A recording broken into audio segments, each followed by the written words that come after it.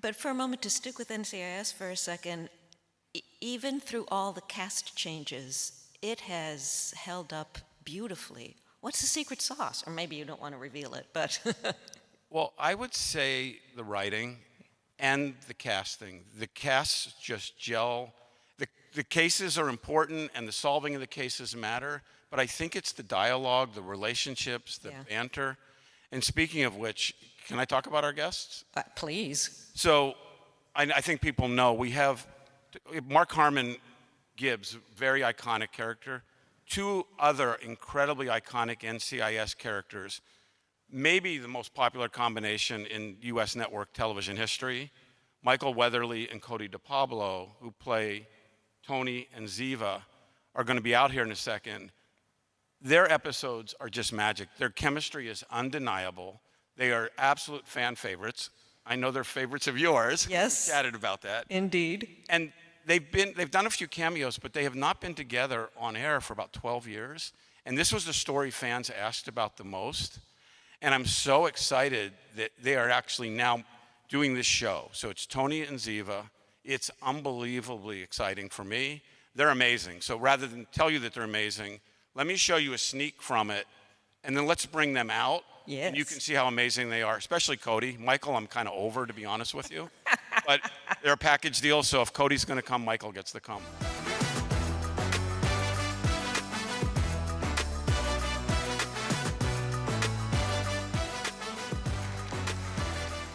Welcome, welcome. Thank you so much for being here. It's very hard. I'm a journalist. I'm supposed to be detached, but I'm a big fan, so can we just get that out of the way? Well, it never gets old. So, let's go back to the beginning. How did the show come about, and what's the premise? How do fans step back into the lives of Tony and Ziva? I know you have a really good answer to this. Well, we pick up these two characters. Michael, always putting me on the spot.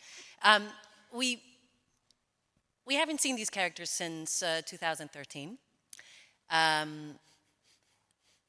I think the fans have always wanted to see what happened between them.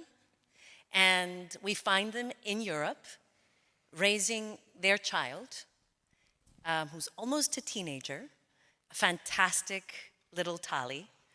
And they are trying to make their relationship work. And on that first season, I think they're going to get a taste of what has happened in the past and how they're trying to, make the entire family dynamic thing work for them.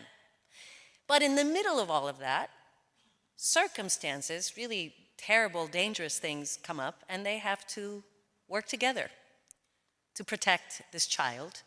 And through that journey, they discover a little bit about each other, and they may rekindle feelings and get into trouble. Well done. See, she's a pro. She knows what she's doing. What interested you about reprising the roles? Well, I needed to lose weight.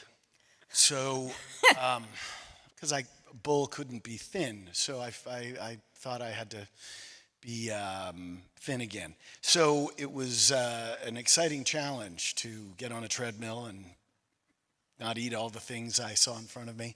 I think Tony DiNozzo for me was such a huge opportunity back in 2003, and Mark Harmon was incredibly supportive in helping me navigate that first 2-year period where you're really finding a show. We had no idea that the show was going to still be on the air 21 years later. But for me, the character of DiNozzo went on this great journey, and it was kind of a circle for me. And he got to meet the extraordinary Ziva David and fall through all sorts of trapdoors of love with her, and then, unbeknownst to him, have a child. And by the end of season 13, when Tony leaves to take care of that wonderful, beautiful child, and Ziva appears to be dead, but Tony does not believe any of the proof that has been put in front of him, I said to myself, okay, I think we're done with that. And then Cody and I would talk time and time and time again, and we would run into people who would say... Run into people? I think it was David's staff. Right, exactly. I mean, David Staff was a big part of this. Yeah, what He happened? believed in the show from the get-go. Yeah, and people would follow us into bathrooms. And there was that. But, Right. you know, we had these, I had a lunch, which was this, I think a lunch that was important for me. Michael and I, of course, talked about it a lot. And I remember sitting down with David and saying, like, what do you think about this, about Ziva and Tony? And this was, I think, 2017, I think. And he was all into it. And then we had to wait for a while. You know, you were doing Bull, then the pandemic happened, then the show sort of came, and then it sort of would fall apart. And, you know, we had a lot of these wonderful conversations during the pandemic. Michael was living in New York, and I was living in Los Angeles. We were going through these very sort of intense life things, and we would have long-hour conversations about sort of what do you want to do, and how would you like to tackle this, and do you think this will ever come to fruition? And we would always sort of, you know, say, well, we have to trust, and then, well, let's manifest it. Right, the universe was our Yeah. partner in this one. Absolutely. And we talk about how it couldn't be more perfect because Tali is such an extraordinary character in the show, as is Europe, which are, you know, setting the show in an international, kind of global feel. It really elevated all the storylines and all the interactions. And from the first day of shooting, as excited as we were, it just kept accelerating and getting more and more exciting. And it's so cinematic, and it's so the show.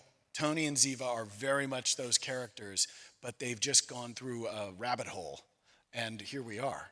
Now, you are, correct me if I'm wrong, executive producers on the show, in addition to being the stars. What kind of input do you have into the storylines or any other? Well, John McNamara does an incredible job in his writing team of creating this world, and I think our jobs, since really John, Cody, and I were the ones who put this kind of fabric together and decided what would be the world, what are the stories we want to tell. And John made it really clear that he wanted it to be about trust. And so we have discovered a lot about that 5-letter word. Just to inject one thing from what Cody was saying earlier for folks that may not know the name. David Staff runs CBS Studios, and part of the reason I think NCIS has had this great run and that you're back is David has been there throughout. So the longevity and the consistency and his knowledge of NCIS from the beginning through now would allow him to understand, like, this is an opportunity and to really believe in the show and believe in the two of you. And I know how passionate he was to do it. And I got the opportunity with NCIS to travel to Australia, to travel to Sweden, to travel to Italy and Germany and England and France. And France was incredible. And it became this very clear international show, even though it was about a naval criminal investigator. Like, how many dead petty officers in Rock Creek Park can there possibly be? But there's a lot. You'd be surprised. It's like a missing aircraft carrier full of sailors, or 5,000 episodes later. But it's that global impact, and the explanation, I mean, gosh knows, but it really feels it's about the characters, it's about the interactions, it's about the family unit. And Tony and Ziva is an extension of that. It's about a family in jeopardy, imperiled, trying to find a way to do the right thing in harrowing circumstances. Two people trying to communicate, two people trying to love each other. They can't quite make it work. They're lying at times because they're scared, as human beings can be, when the terrifying thing, love, knocks on the door. And you're like, I'm really not ready for this. You know what I mean? And so we talked about that a lot with Michael and various directors who, you know, are sort of coming into our lives right now and directing us in the show.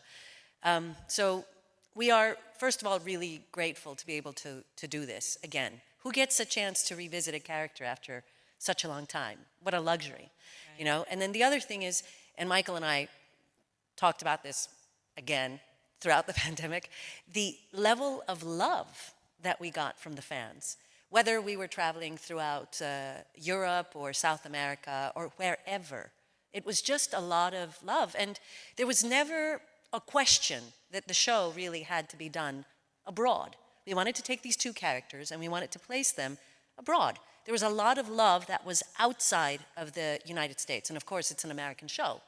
Right. But there was a lot of love for these two characters. And we thought, wouldn't it be great to take these two characters outside of the mothership, no longer confined to an agency, and have them experience life and each other, hopefully in a romantic setting like Europe.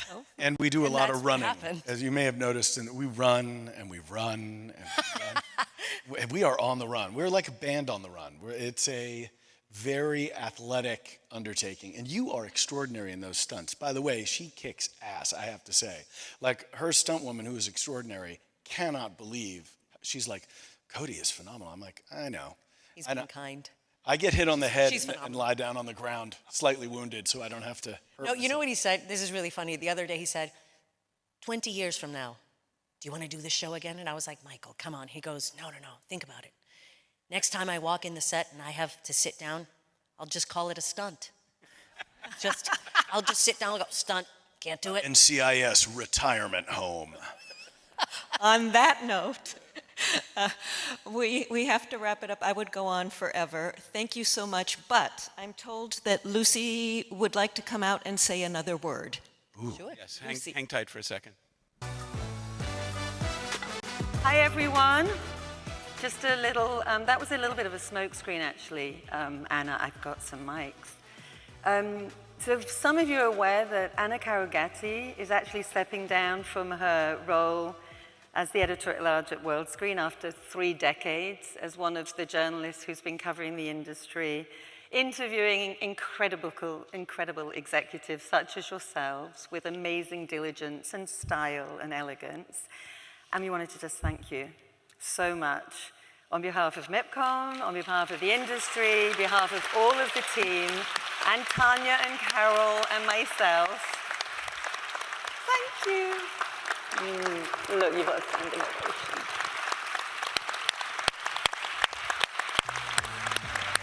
Thank you. I can't imagine better company to be in right now. Really, I am a huge fan. I shared with you backstage when my daughter was a teenager, and like most moms and teenage daughters, we went through a rough patch.